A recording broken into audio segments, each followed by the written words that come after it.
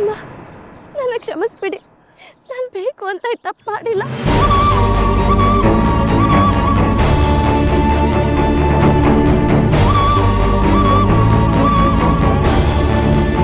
ನಿಮ್ಗೆಲ್ಲ ನೋವು ಮಾಡಬೇಕು ಅನ್ನೋ ಉದ್ದೇಶ ನಂದಾಗಿರ್ಲಿಲ್ಲ ಅಮ್ಮ.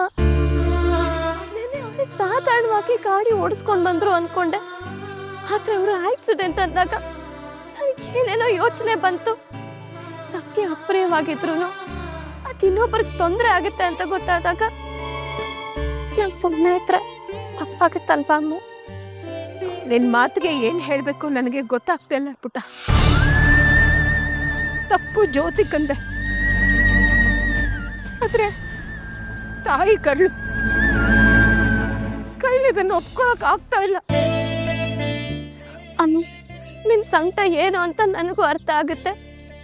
ಆ ಕ್ಷಣದಲ್ಲಿ ನಾನು ಒಂದು ತಾಯಿಯಾಗಿನೋ ಅಥವಾ ಅಪರಾಧಿನ ಹಿಡ್ಕೊಡ್ಬೇಕು ಅಂತ ಯೋಚನೆ ಮಾಡಲಿಲ್ಲ. ನಾನು ಒಂದು ಮಗುವಾಗಿ ಯೋಚನೆ ಮಾಡಿದೆ.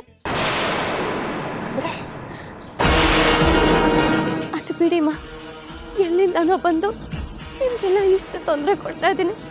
ನನಗೆ ಕ್ಷಮಿಸ್ಬಿಡಿಮ್ಮ. ಅದೆಲ್ಲ ಇರಲಿ ಶಾರದಾ. ನನ್ನ ಮಗಳನ್ನ ಪೊಲೀಸರು ಕರ್ಕೊಂಡು ಹೋದಾಗ ನನಗಾಗಿದ್ದ ಸಂಕಟ ಇದೆಯಲ್ಲ, ಸಂಕಟ ಏನು ಅಂತ ನನಗೂ ಅರ್ಥ ಆಗುತ್ತೆ ಅಮ್ಮ. ಆಕ್ಸಿಡೆಂಟ್ ಆಗಿರೋರ ಬಗ್ಗೆ ಯೋಚನೆ ಮಾಡಿದ್ರೆ ಒಂದು ಕ್ಷಣ ಮೈ ಮರೆತು ಮಾಡೋ ಅಪಘಾತದಿಂದ ದುರಂತ ಆಗುತ್ತೆ ಅಂತ ನನಗೆ ಚೆನ್ನಾಗಿ ಗೊತ್ತಿದೆ.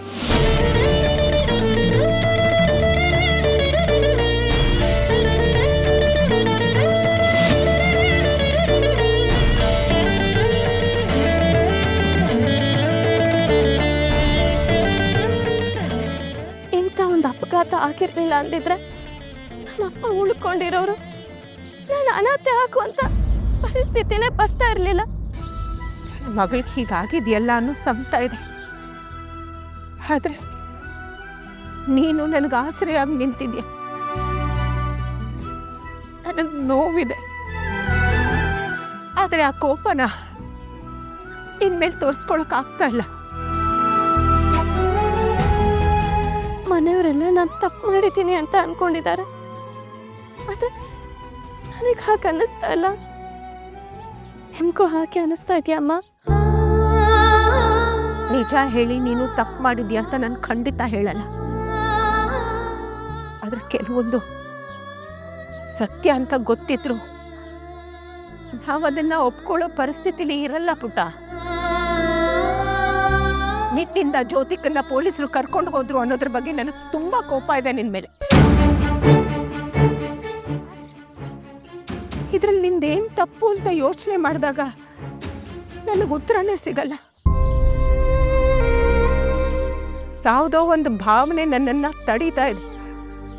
ಆ ಭಾವನೆ ಯಾವುದು ಅಂತ ನನಗೆ ಗೊತ್ತಾಗ್ತಾ ಇಲ್ಲ.